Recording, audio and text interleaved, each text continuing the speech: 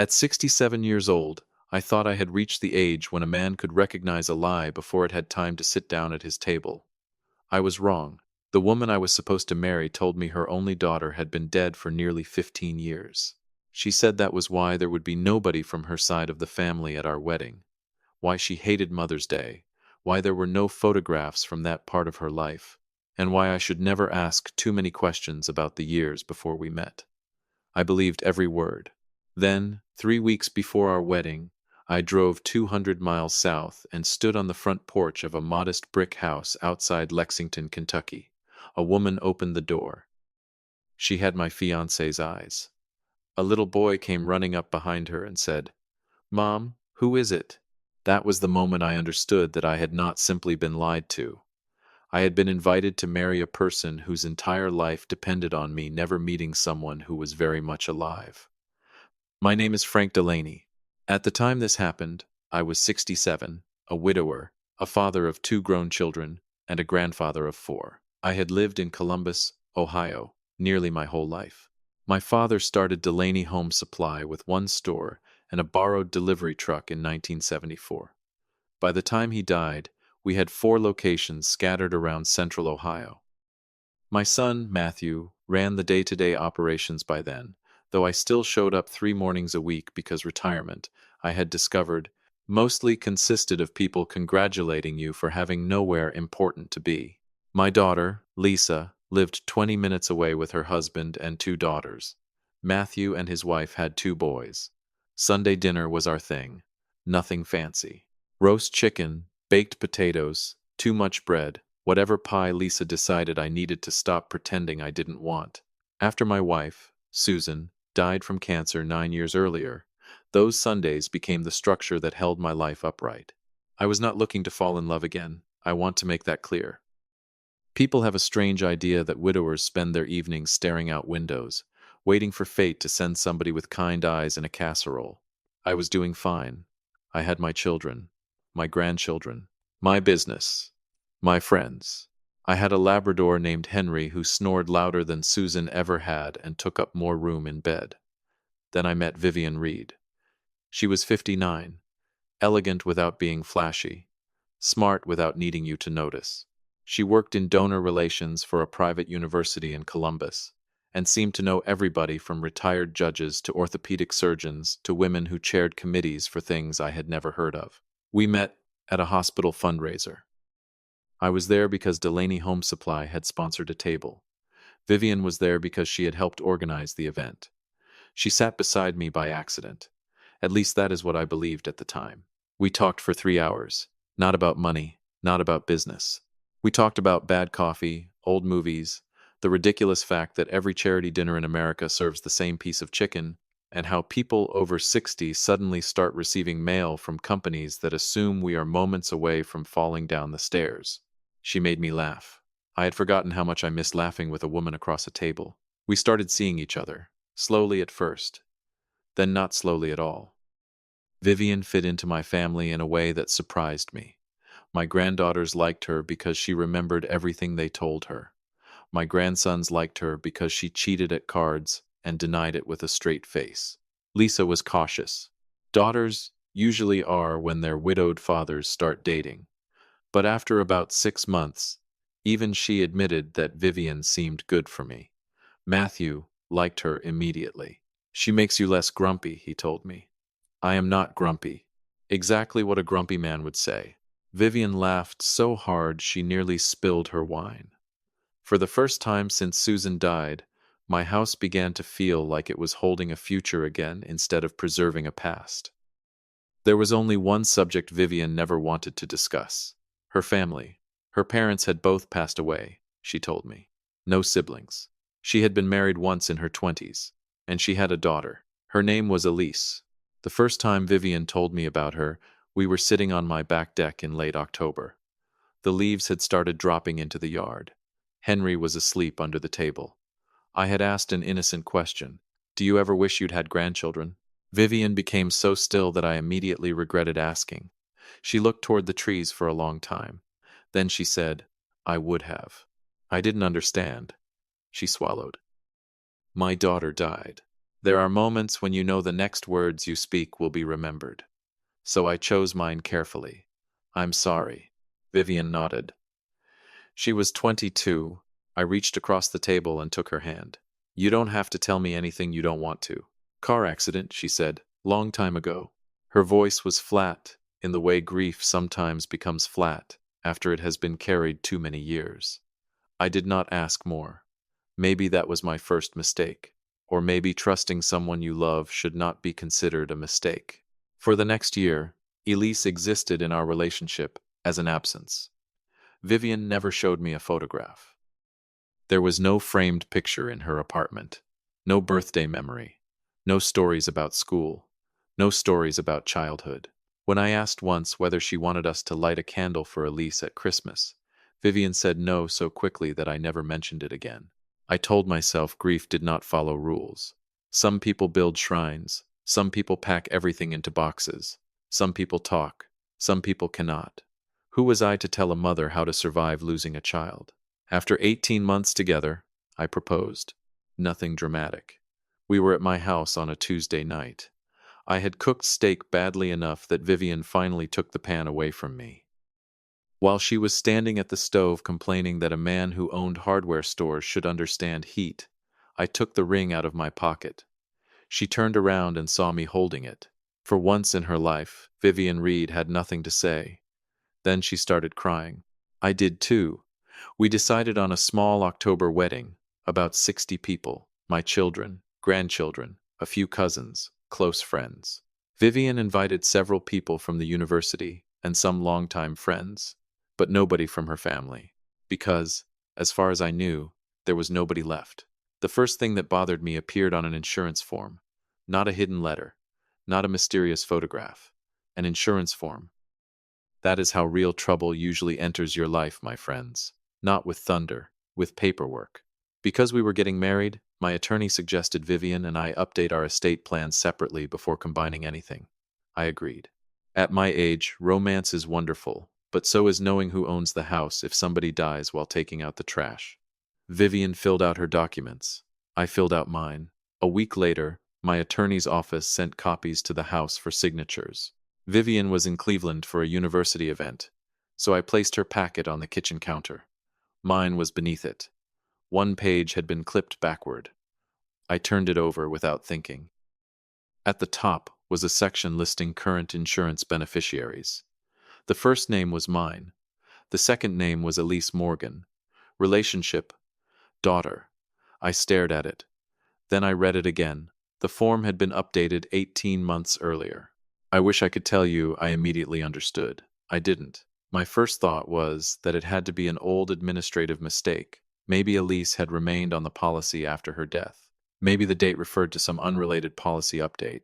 There were reasonable explanations. I wanted there to be reasonable explanations. Vivian came home Friday night. I almost asked her 3 times, but I kept hearing the same thought. If her daughter died 15 years ago, why was her address updated 18 months ago? That weekend, I did something I am not especially proud of, although I still believe I had the right to understand who I was marrying. I searched the name. Not private databases, not bank records, just public information. Elise Morgan, Kentucky. There were dozens. Then I added Vivian's previous married name. One result appeared from a local hospital newsletter. Pediatric nurse Elise Morgan recognized for community service. The photograph loaded slowly. I remember that. It took maybe 2 seconds, long enough for hope and dread to exist at the same time. Then I saw her face. The woman in the photograph looked about 38. Dark blonde hair, brown eyes, Vivian's eyes. I found another article. A school fundraiser. Another photograph. Same woman. Beside her stood a man identified as her husband, Caleb Morgan, and between them was a boy of about 8. I sat alone at my desk for nearly an hour. The simplest explanation was that this woman was not Vivian's daughter. Same name, similar face, coincidence. People convince themselves of remarkable things when the alternative means their life is about to change. I waited 2 days. Then I asked Vivian something very specific. We were in the car. Do you ever think about what Elise's life would have been like? Vivian looked out the passenger window. Every day. She'd be almost 40 now, wouldn't she? 37. The woman in the article was 37. I felt something cold move through me. Vivian reached over and touched my knee. She would have been a wonderful mother. That sentence stayed with me all night. The next morning, Vivian left early for work. I drove to Kentucky. I told Matthew I had a business errand. That was not my finest moment. But I was not ready to tell my children that the woman I planned to marry might have invented the death of her own daughter.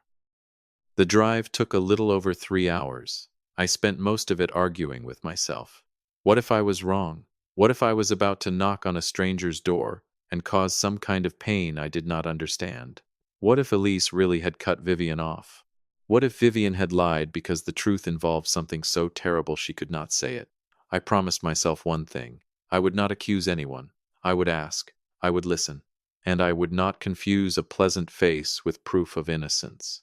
That mattered to me.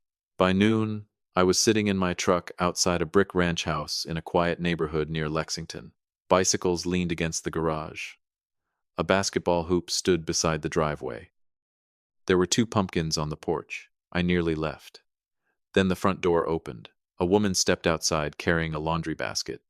The woman from the photograph. I got out of my truck. She noticed me immediately. "Can I help you?" "My name is Frank Delaney." "Nothing. I'm from Columbus." Still nothing. Then I said, "I'm engaged to Vivian Reed." The basket slipped in her arms. She did not drop it. She just stood there, holding it against her hip. For several seconds, neither of us spoke. Then a boy appeared behind the screen door. "Mom?" She looked back. "I'm fine, Ben. Go inside, please." The boy disappeared. Elise turned to me. "You should come in." Her husband, Caleb, arrived 20 minutes later after she called him. He worked at a municipal garage repairing city vehicles. That detail mattered later, not because there was anything remarkable about it, but because Vivian had spent years behaving as if ordinary work was something to escape. We sat at their kitchen table. No dramatic music, no shouting. A half-finished science project sat on one chair. A grocery list was stuck to the refrigerator. I kept looking at Elise. Alive. Completely, undeniably alive. "I need to ask you something," I said. She gave a humorless little laugh. "I think I know." Your mother told me you died." Caleb closed his eyes. Elise did not. She looked straight at me. "How?" "Car accident." "When?" 15 years ago. That time she laughed. Not because it was funny, because sometimes disbelief comes out sounding like laughter. 15 years ago I was finishing nursing school. She stood and walked to a drawer. She returned with a folder. "I've kept this because one day I knew I might need to prove I wasn't crazy." Inside were printed emails, old messages, a letter from an attorney. I did not touch anything until she pushed the folder toward me. Then, Elise told me the story.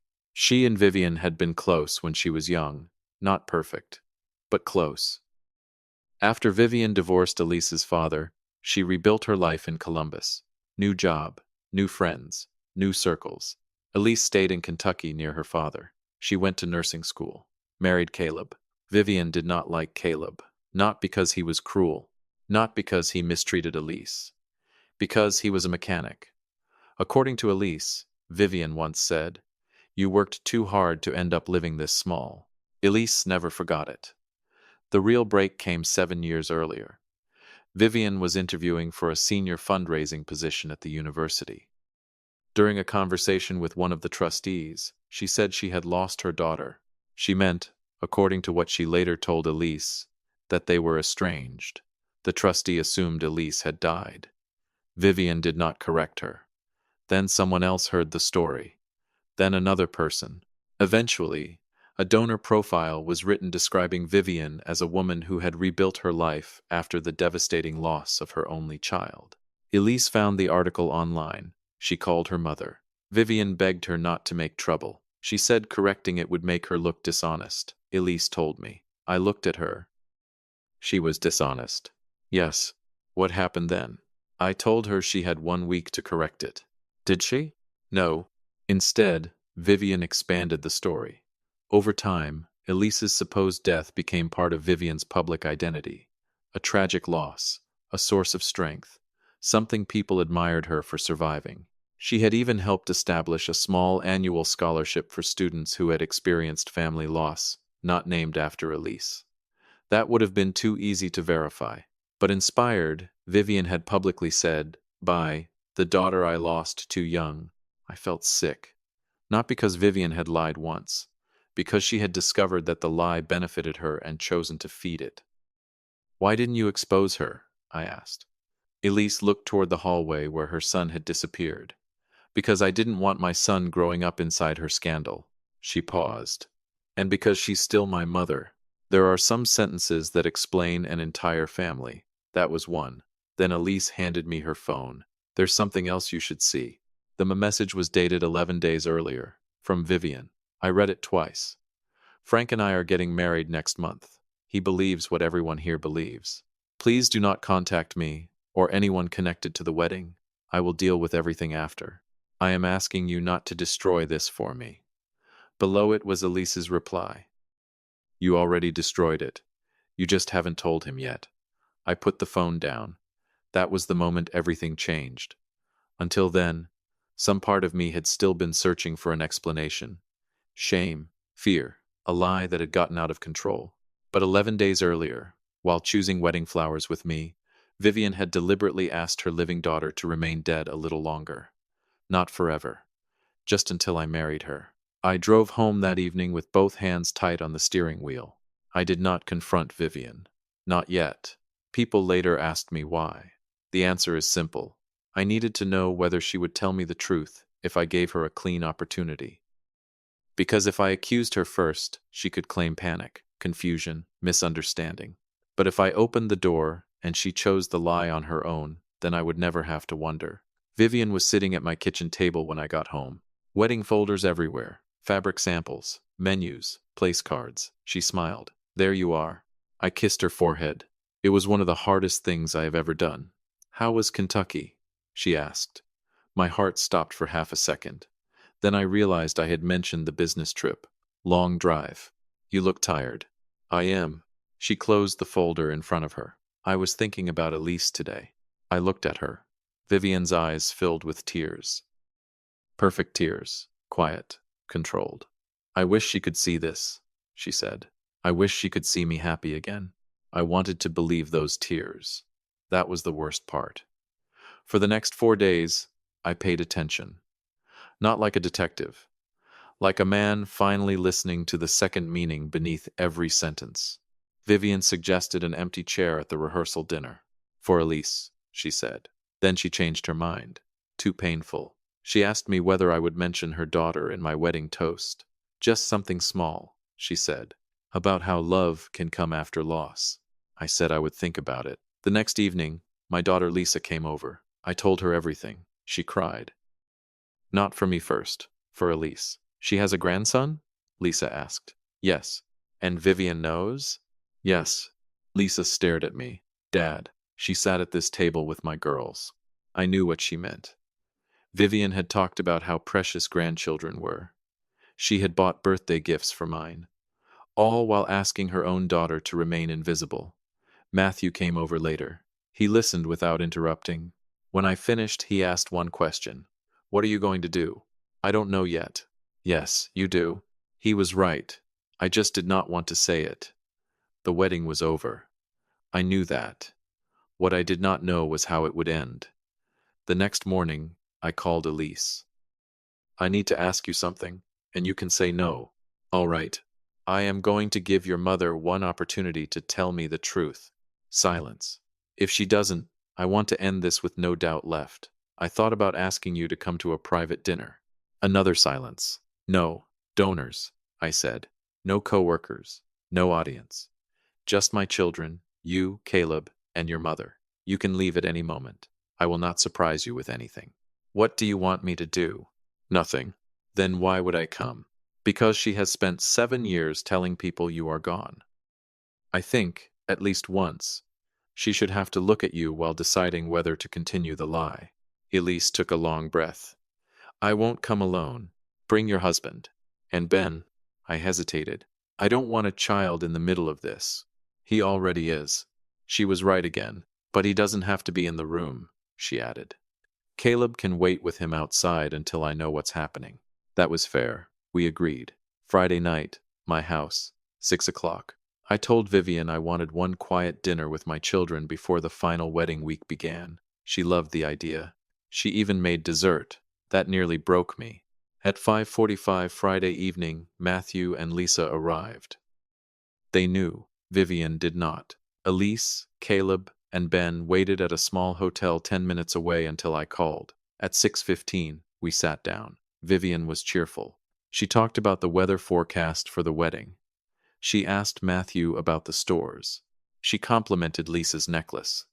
For 20 minutes, I watched the woman I loved behave exactly like the woman I loved. That is something nobody tells you about betrayal.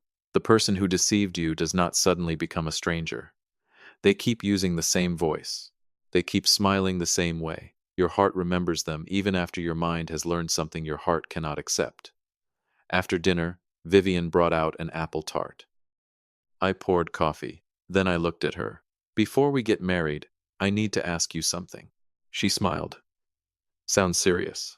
It is. Lisa looked down at her hands. Matthew sat completely still. I said, Is there anything about Elise you haven't told me? Vivian's smile faded slightly. Why are you asking? Because I am asking you to tell me the truth. I have. All of it? Yes. I gave her time. That mattered. I wanted there to be no misunderstanding. Vivian, I said, I am asking one last time. Is your daughter dead? She stared at me. Then she nodded. Yes. My chest hurt. I continued. You told me she died in a car accident. She did. Were you there? Vivian looked at Lisa, then Matthew, then back at me. Yes, that was new. I had never heard that before. I almost stopped her, but she kept going. I got to the hospital before she died. I felt something inside me go quiet. What did she say to you? Vivian closed her eyes. Frank, please. What were her last words? She started crying. She told me she loved me. That was when I knew there was nothing left to save. Not because she had lied years ago. Because I had placed the truth directly in front of her, and she had invented a dying daughter's final words rather than give it back to me. I took out my phone, sent one message. Then I looked at Vivian.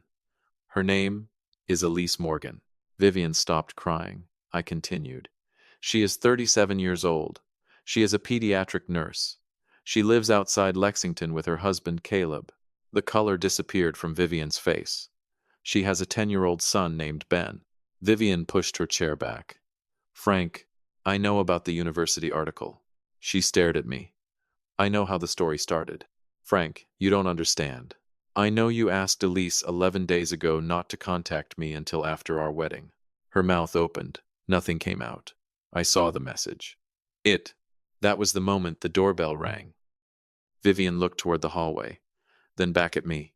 No, just that. One word. No.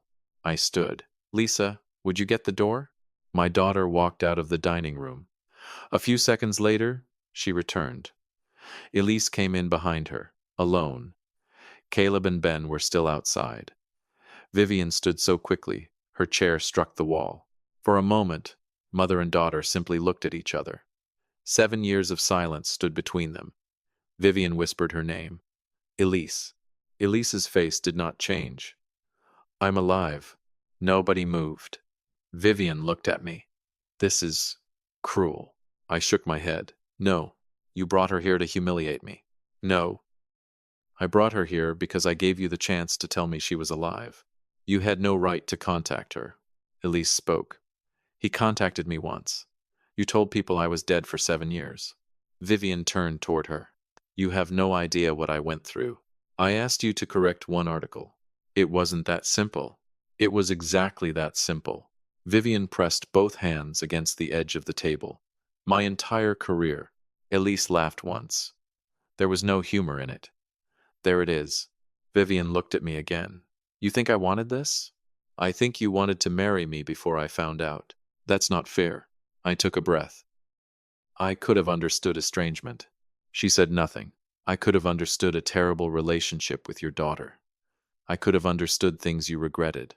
I could have understood shame. I could even have understood one lie that got out of control. I pointed toward the chair where she had been sitting. But 5 minutes ago, I asked you whether your daughter was alive? Vivian began to cry again. This time the tears looked different. Messier, realer. I was afraid. I know. I thought you would leave me. I might not have. She looked up. That surprised her. And it was true. If you had told me months ago that you lied years ago and did not know how to undo it, maybe we would have spent the next year untangling the truth together. I paused. But you looked me in the face tonight and invented her final words. Vivian covered her mouth. That is why I cannot marry you. The room stayed silent. Then Elise asked the question I had not expected. Why did you keep me on your insurance? Vivian looked at her. I had forgotten about that. Vivian sat down slowly. Because you're my daughter. Elise's expression broke for the first time. Not completely, just enough. Then why was being your daughter only allowed to matter on paperwork no one else could see? Vivian had no answer. That question did more than anything I could have said. Elise walked toward the front hall. Vivian called her name. She stopped. I am sorry. Elise turned. I believe you're sorry tonight. Vivian cried harder. But I don't know yet whether you're sorry for losing me or sorry because Frank found me. Then she left. I did not stop her. Neither did Vivian. A few minutes later, Vivian went upstairs and packed a bag. The house was mine, and she still had her apartment for another month. Before she left, she removed the engagement ring. She placed it on the small table beside the front door. There was no confusion about which ring it was. No dramatic gesture, no speech. Just the ring I had given her when I believed I knew her. She touched it once with one finger. Then she walked out. I stood there listening to her car leave. Afterward, I realized something. Elise, Caleb, and Ben had driven more than 3 hours. They had come into an uncomfortable situation because I asked them to. And they had not eaten. I called Elise before they reached the interstate. Please come back. She hesitated. No more confrontation, I said. Vivian is gone. I don't think. Lisa made enough food for an army, and my grandson would consider it a personal insult if that apple tart goes to waste. I heard Caleb say something in the background. Then, unexpectedly, Elise laughed. They came back. Ben sat between Matthew and me and explained, in extraordinary detail, why the Cincinnati Bengals were going to win the Super Bowl. Matthew, being a Browns fan, treated this as a personal attack. Elise ate 2 pieces of tart. Lisa packed leftovers for their drive home. Nobody talked about Vivian for almost an hour. And I am glad. Elise had spent years being turned into a story about somebody else's tragedy. For one evening, she deserved to simply be a woman eating dinner with her husband and son. The next morning, I canceled the wedding. Deposits were lost. Flowers had to be called off. Guests had questions. I gave one answer. The marriage will not be taking place. I did not call Vivian's employer. I did not contact her friends. I did not post anything online. I had no interest in destroying her life. The truth did that work without my help. 2 weeks later, Elise contacted the university herself. She did it through an attorney.